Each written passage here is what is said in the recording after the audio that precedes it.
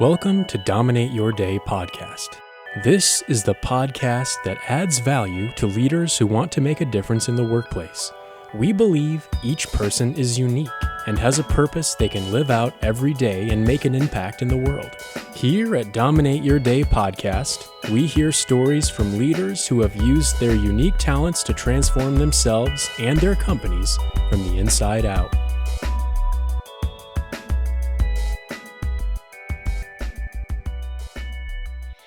Welcome to Dominate Your Day. I'm here with Kathy, and her last name is Hadizadeh, and she's all the way from California. I'm in Texas, and we were comparing weather and our different states this morning and what it's like. And I explained to her that Texas, we never have a constant. It's always different. So speaking of different, I'm excited to have you on the show, Kathy, and for you to share with our audience a little bit about your life and your work that you have been created to do. And I love the name of your company, and so I want you to tell everybody about what you're up to. So introduce yourself. Yeah. Absolutely. Dana, it's a pleasure to share this space with you and the audience on this fine day near the end of 2023. Yes. It's unbelievable Yes. what has happened to the year. It goes by fast. So, yes, my Yes. company is called HeartMind Tuning, and I can share a little bit why this name. Where does this name come from? Back in 2014, I worked for DirecTV. I was in tech, and I was a leader in tech, running multi-million dollar software development projects. And we in that company, I was very lucky to be introduced to a program called F12, or Fearless Leadership, and that program was the goal of it was to help leaders and all the folks in the IT to examine to see how they can lead from a position of being fearless. There's a lot of fear in the IT world. There's a lot of fear in the corporate world, especially this year. Is if your audience is in tech, there has been a lot of layoff. There has been a lot of tightening the belt. So that brings fear. And so leading from a position of lack of fear is an interesting place, which led me to a journey on my own to understand how much programming I had in myself. And as I was discovering these later in life, I realized something, and that something was that I was a very fearless person when I was in my 20s. And that's what brought me Mm. to this country. I I did really interesting things to be able to come to this country. I'm originally from Iran, and along the way, my corporate journey of 15 years, I had relied more and more on my brain and my knowledge. And does this make sense? And I had lost the touch with my own gut, with my own intuition. What does my heart want? And as I looked around and worked with clients, I realized, oh my God, no, it's not just me. It is a progression that happens to a lot of people, that they rely more and more on Mhm. their head. Whereas after a certain stage of leadership, and if you really want to be in tune with your life and feel fulfilled, it is very important to understand the power of your heart and your intuition and what you want, and use your knowledge, your cognition, and all those faculties in service of what you really want. Hence, the name was born. So interesting. Heart mind tuning and Yes. really understanding that it's not just your mind but your heart and your gut, and listening to that. And that's what you were saying. And we've been there right now. We know there are a lot of people.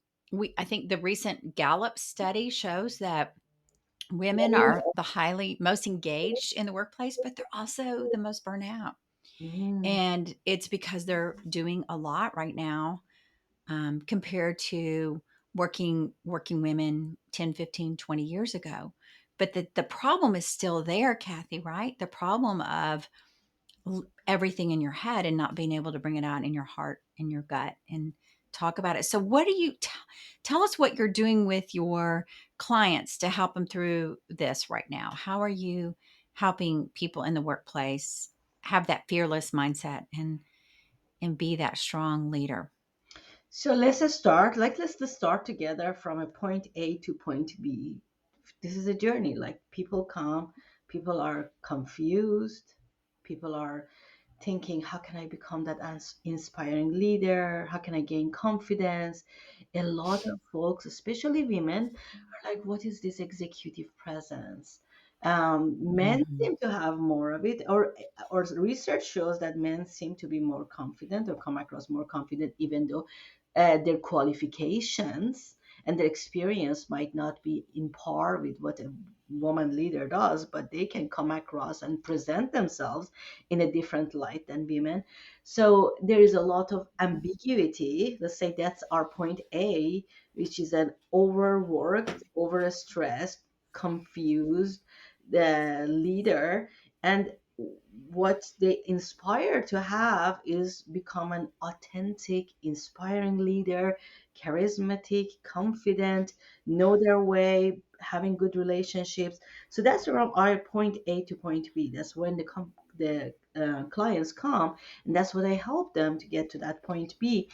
And there is a lot that goes into that journey. And you're right, women are having a lot more.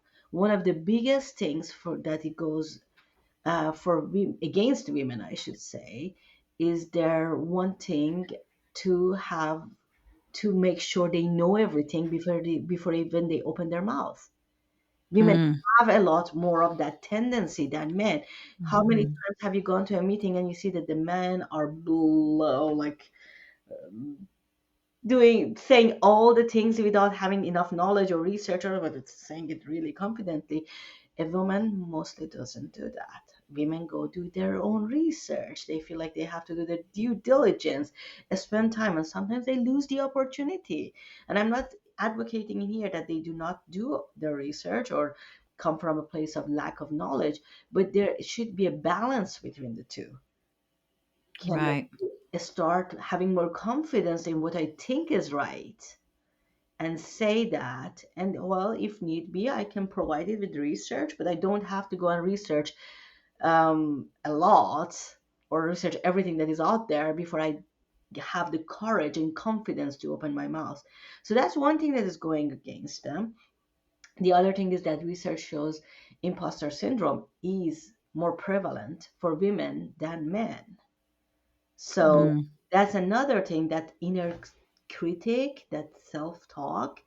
If they do not do something about it, it can be strong. It can be always there. It can work against them. And as a mother and as a person who has worked these kind of leadership roles, I can't tell you how many times I've had that struggle with myself, that I feel like I cannot go out and mingle with people after work. Especially, I come from a world that people really worked in offices, in real human Yeah. everyday life. Mhm. I might go and have a drink or have dinner or something, and my goal in life was to get home and make dinner for my kids and make sure that I spend some quality Mhm. time with them. I mean, quality is a questionable term after 10, 12 hours of work. But I was always thinking, feeling like, am I doing anything complete? Or is it all Mm. half baked Mhm. into that job, half baked being a mother, half baked being a woman? Like, it all felt really a lot like that. So a lot of women, if they do not look at that equation, they carry that half baked feeling. And I'm being polite here by saying half baked. You can replace the word with whatever your imagination is telling Sure. you. But that's the reality, and it's a hard thing to deal with. And the third thing that I can see in here is our being connected all the time. Mm. That is a burden on our nervous system, on our ability to really relax and wind down, because we have these phones, there is this social media, there is these emails, there is a lot of things we can do with these amazing phones. But at the same time, being connected 24/7 is not doing us a service as humans. So we have a couple of things going on against us. Yeah, it's interesting because when you were talking here, you come from tech world, Mm-hmm. right? But Yeah. you were talking about your internal network Mm-hmm. of how you were thinking. And so Mm-hmm. how have you transposed that mindset of, okay, here's the technology and here's the platforms and here's the systems, Mm-hmm. and now let's apply this to leadership role. And how do you apply it to a leadership role, especially when there's five different, probably five right now, five different groups of people at work that are all different generations, right? You've got Mm-hmm. your Gen Zs to your baby boomers. Yeah, I really. And that's a lot. And they all need something different, right?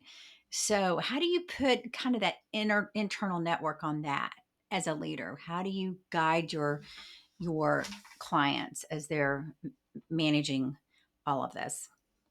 I love that question because that's such a valid question. Especially, people who are more in the higher leadership positions, they have to deal with a lot of people who work for them that they cannot even connect to their thinking Right. and their point of view of the world. So there's a really, really big gap in there and disconnect. How do we go about that? First of all, one thing that I want to mention, because you mentioned tech, and I'm talking about technology in here. Technology is an amazing tool in the service of humans. We have reversed the equation that the technology has become our master, whereas technology and all the data advancements and AI advancements is a fantastic thing to help us to be more on top. Let me explain, for example, in leadership development, and if you want to become a more self aware leader, which is a key to dealing with all these different five generations that you said, you need to start knowing more about yourself. So, one thing that I do in my coachings is that we decide what assessment can help us. Is it Enneagram that Mm, can help us? Is it understanding more our emotional intelligence and where we lack and where we are great that can help us? Is it the Strengths Finder that can help us? Which mhm. assessment can help us so we, as a tool, not the only thing, because nothing can replace a human coach, in my opinion. We can Right. use all the AI in the world in service, but you come and tell me about your the way you see the world. That's the result of your upbringing, your experiences in life, the traumas you have had in life. So that coupled with assessment gives us a blueprint of how do you see the world, and is that way of your being in this world, is that serving you to become that inspiring leader, or are there things that are shooting you in the leg every day of your life? I give you an example. I mean, a lot of people who are in the higher levels are because they believe in doing a very fantastic job. They believe in being meticulous, and that's a really good thing. But at the same time, too much of a good thing can become crippling. They might not be able to see that, can I trust my people? Can I believe in this other person to be able to do this thing and let them fly and hold my horses and not go and do it myself, or not want to have control over every step of it? So we use technology in service of building self-awareness. And it is through building self-awareness that we learn how do I process these people from different generations and cater to their needs in a way that can serve the business results. I love that, and I think right now we hear the word upskilling quite a bit, for leaders and for managers, and how managers are in a really hard spot right now because they're managing hybrid that's going to be there forever. Hybrid's not changing, Mhm. and they've got a lot of people moving around and loss of people, so they're having to manage without as many people, and so a lot is on the manager right now. Yeah, yeah. So, what do you feel like, with the leader and with upscaling and all the technology that we have at our fingertips right now? What do you think is going to be the future of this manager, of this leader? What do you think are going to be the opportunities for them? as you think about this heart and mind tuning of the leader of the future? Hmm.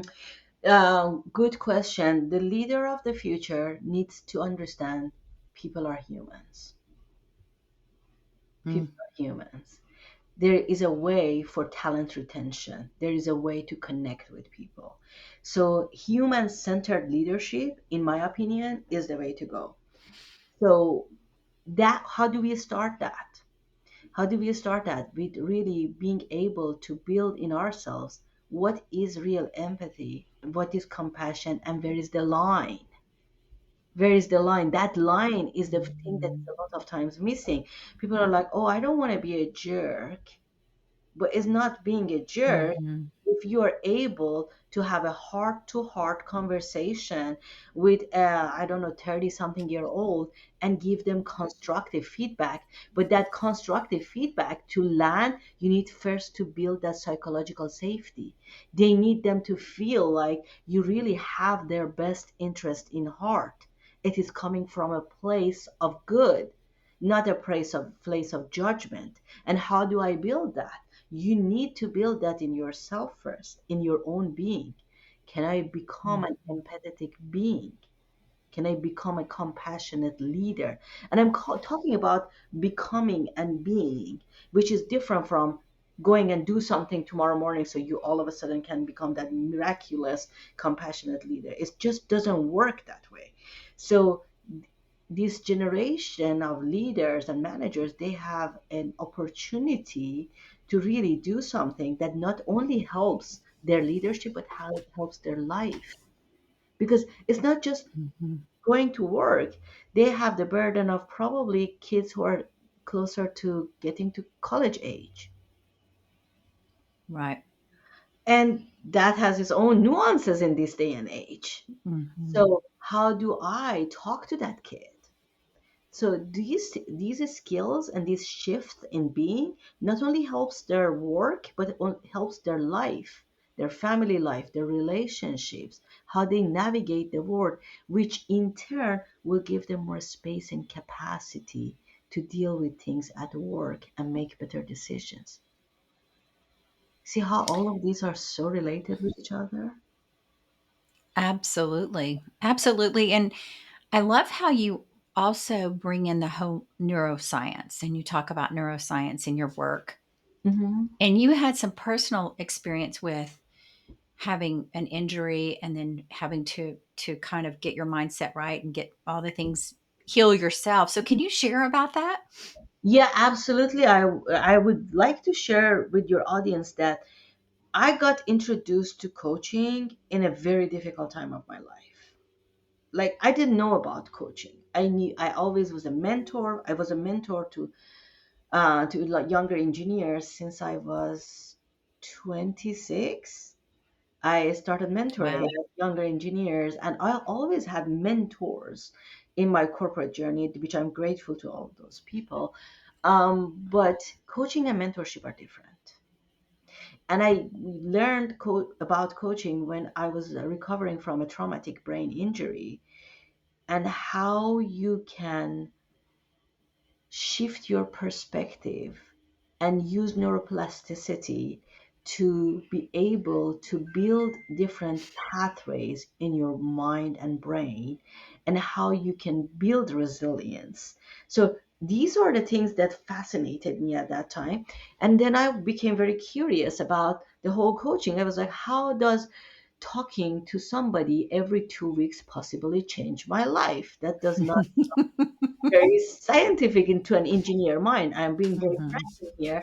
And then I went Sure. and did a lot of research. There is an amazing psychiatrist, Dr. Dan Siegel, who has done a fantastic job in his works Mindsight, and that talks about the neuroscience of how we can make changes in the structure of our brain through our mind, the way we think, the way we need to calm our mind, and which eventually means changing the structure of the brain in different ways.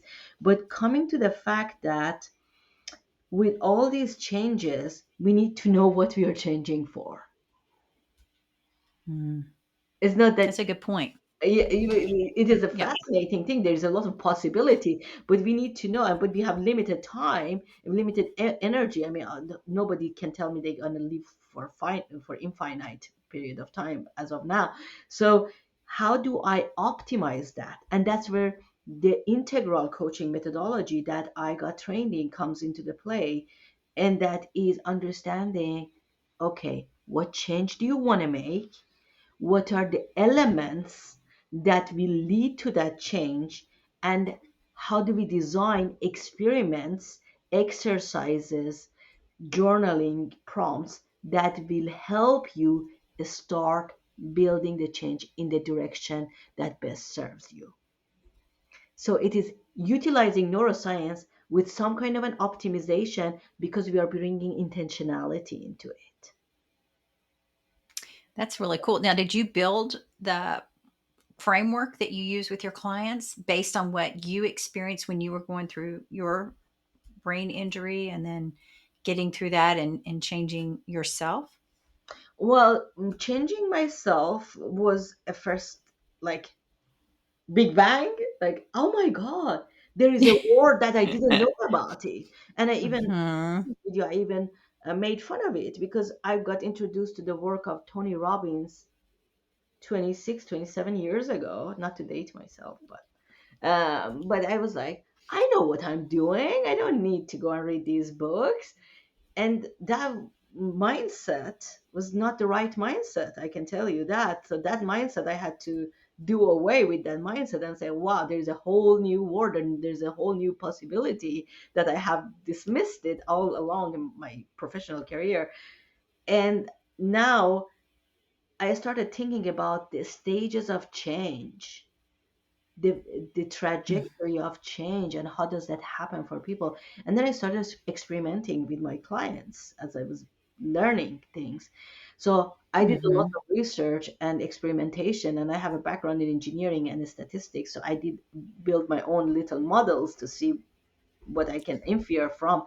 And yes, I patented my methodology with not patented, I trademarked. Let me correct myself. My methodology with U.S. Patent Office. So because there is a certain system, a certain way of looking into coaching, especially when it comes to high achievers and ambitious people, that they are like they are ambitious for a reason. And I don't want anybody to go Sure. through losing their ambition, or going through a burnout, or feeling like, "Oh, I do all of these things, but why don't I feel amazing? Why don't I feel fulfilled? What did I do with my life?" Because these people that we are talking about, the managers, leaders, they will get to 40 and 50 and 60. And Hmm. there will be a time, this is just human nature, that they will ask, what did I do with my life? Am I Mm. happy? Have I left a legacy? Am I leaving a legacy? Where am I headed? These are the meaning and purpose that at one point will hit anybody. People call it midlife crisis. I don't think that's the right term. Maybe it is, but I call it more of an awakening, because then you have a chance to make sure you want to leave the mark that you believe is right for you in this world. Absolutely. And I think I love that. I mean, I'm all about that. I'm all about change. We can't change anything until we change ourselves, right? And understanding. I love Dr. Carolyn Leaf. Have you ever studied her? She's here No. in Texas. She's from South Africa, but she talks about neuroplasticity and the brain. And she talks about that our thoughts, you know, Mm-hmm. the healthy ones are like trees. And she shows, a healthy tree. And then she says a dead tree for thoughts that aren't strong.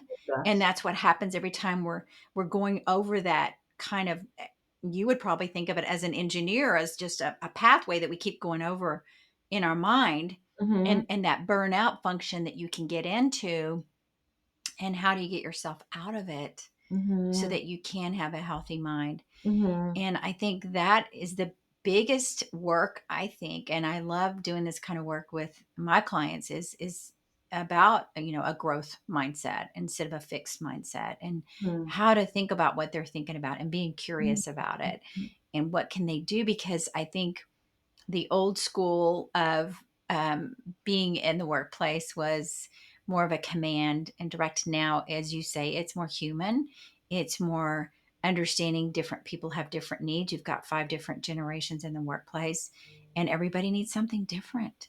Yeah. And being able to help people with their well being while they're at work and understand that. And that's a whole new thing, right? Mhm. It's just coming in after the pandemic. So I think the work that you're doing and the way that you're helping your clients is to be commended. I'm excited that you're able to use your engineering background and your technology background and then patent or trademark what you're doing with your clients. Are there some stories or a story that you want to share of somebody that you've been able to help, Mhm. that you can share? Mhm. Sure. I have a lot of stories, but I um, bet you do. yeah, I have worked with more than um, 1,200 people in these years. That's amazing. Yeah, and they are all come from Fortune 100, all the way from Fortune 100, Fortune 500 companies to small to medium sized startups, even. So a wide range with different needs based on their environments. But I shared a story of one of the clients that came from a company that technology. So yeah, so we are. So this person is coming into the engagement, feeling like some of the folks they need to be fired, Mm, but obviously the company cannot fire a bunch of people without any grounds. right. And then he's very much in the weeds with his team, even though he's at the senior VP level, and he's doing a lot that does not give him the capacity and the bandwidth to go and really focus on those higher level stuff that he only can do, like going and talking at the expos and going and be a speaker at industry specific gatherings to represent the company. These are the kind of things that a person at his level should be focused on, not Right. what's happening every day. And so he was missing that, and he was not very comfortable in general with this mission of company, which was like uh, putting the humans first, or Mm, being radically human. He wasn't even sure what that really means, wow. and how we can develop that. So this was our starting point, and we worked together, for God's sake, almost 10 months, I would say, 9, 10 months. And the end point that we ended up at, he had this learned that if the performance of someone is not at the level that he expects, we can give them feedback. We can give them period of time Mhm. to let them understand what the problem is, what is the expectation, and really let them see if they can make it up to that expectation before thinking that, oh, everybody needs to be fired. Mhm. Then we looked into what does it mean to be radically human? What does it Ah. mean to be radically human in life and in leadership? Even in life. And he had a young child, so we were able to use a lot of examples from the behavior of that young child. You mentioned curiosity, and that's something that we all of us, as we Mhm. grow older, we feel like, oh yeah, I know. Well, we Mm-mm. don't really know. Mm-mm. So Mm-mm. that element of curiosity, that was something that we really used a lot of times, the behavior of his young daughter, to really, can I be more curious rather than assuming? Mm. And that is a very big fundamental step into becoming radically human, to become Wow. more curious.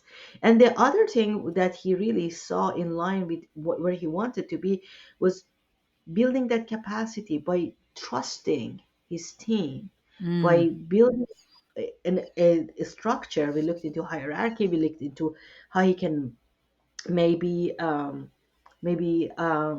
promote some Mhm. folks differently, so that he can trust them that they are doing the job, so he can have the bandwidth to go and sit at the have a seat at the table at the board of directors Mm. and be more available at the level that he was, which was really in line with the leadership legacy that he wanted to leave in that organization out of his leadership. So he felt a huge sense of satisfaction for himself, a fulfillment with his leadership during our journey. And I think his team felt good. And since we've been talking about data and assessments, we looked into the DISC. Hmm. Like at the beginning of last year, in February, he had a chance to have a retreat with his team, to bring everyone in person, to have a retreat with his people. And we used DISC, and knowing the different styles of the team members, it was a fascinating thing to see how who he could promote, who is the one that is not working well with the team, what is their style in their DISC assessment. Interesting. So it led him to be able to articulate to HR. This is really fascinating, to HR, that for the next hires that he was looking to make, is it possible to have a DISC assessment first of those folks Mm. to see even if it is the right fit for his team, which saves a lot of time, energy, Hmm. heartbreak for everyone, for the Absolutely. candidates, for the team, for the organization.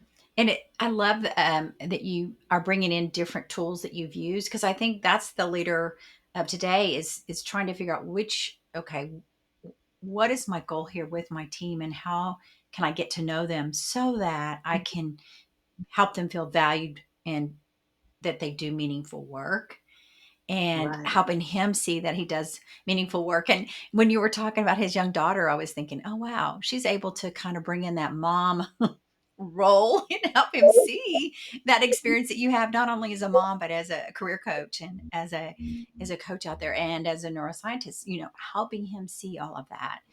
And I think it gives, what I love about using, whether it's DISC or Clifton Strengths, is having a language that people can use that takes away Mhm. all the drama. It's like, oh, this is who I am and this is what I need. So I Right. appreciate you sharing that. That's a Of that's a course. great story. Of course. I'm Yeah. glad you asked that Yeah. question, Dana. Yeah. It's a good So, question. well, there's always a story, and I think we love that saying. Everybody needs a coach. But you've coached over 1,200 people. You've helped people, and it's the silent warrior behind the great leader that is, being the guide with them on this journey. And I think that it's learning. Everybody needs a coach. I have a coach. I'm sure you do. We all need a coach, but having somebody that's accountable to us over a period of time, like 10 months, is really powerful, because you were able to see the transformation. Yeah. And Yeah. that's what I Yeah. do. I do like working with people over a period of time so I can see the transformation and help them. And there's 9 times out of 10 always something else they need within that period. There's always something else that comes up Yeah. that you can bring in, Yeah. right? So it's great. Well, Yeah. as we get ready to close out, is there anything, Kathy, that is coming up for you, or anything that you want to share that you didn't get to share about the work you do? Um, Two things, Yes. especially if the people who are listening to us are more leaders and executives. It is very important to understand when you're choosing a coach, that you can have a coach and sometimes an advisor. Mm, I do, I wear both hats because and that's what makes me unique in my work, because I come from that world, mm-hmm, exact same world. So I understand their deadlines, I understand their frustrations, I understand what causes friction in their work. So think about it. Do you just want to hire a coach? Because sometimes it is important to just hire a mm-hmm, coach. Or do you want to hire a coach and advisor that can give you both of those words? So that's a very important factor to mm, consider. The other thing that comes to me is, especially for women, try to find groups. I have seen really women that I work with them in groups, in group coaching mm, engagements, to make very bold decisions mm-hmm, that maybe if it was one-on-one, it would take them longer. But when they are in a group and they are like feeding off of each other's energy, Mhm. they're like, oh, yeah, this person did it. Oh, maybe I can do it. And I have seen that being very powerful. So definitely look for groups for yourself, whatever niche you have. I have groups for women leaders in tech, product, and engineering. If anybody is interested, please That's contact great. me. But whatever your niche is, try to find a group of like-minded people who can support you in your professional That journey. is such a great advice. And I am a big believer in community and how we don't grow alone and we need people alongside us, and especially learning from other and getting yourself in that kind of proximity of other Mhm. leaders is so powerful. So I'm excited to hear that you're doing that as well, and hosting those for people. And then how can they find you, Kathy? What's the best way to find your website and find you? LinkedIn is LinkedIn. something Okay. I'm very active on. Follow, please connect. I would love to connect with you. Ask me questions. If you're interested in my program, just send me an email and somebody from my team will get back to you. I have a newsletter going on. So LinkedIn, I would say, is our Is your best. Okay. And we'll all have Kathy's information in our show notes as well. So you can get the links there. So thank you, Kathy. Thank you for sharing today. Thank you for sharing your story. And we are looking forward to following you on LinkedIn and continuing the conversation. So thank you. Thank you for having me. And that sounds fantastic, Dana. Thank you. Happy holidays. You have been listening to Dominate Your Day podcast. If you're ready to transform your life and workplace from the inside out, go to danawilliamsco.com and set up a discovery call. We would love to connect with you and equip you with some helpful resources. Thank you for listening today, and please take a moment to subscribe to Dominate Your Day wherever you listen.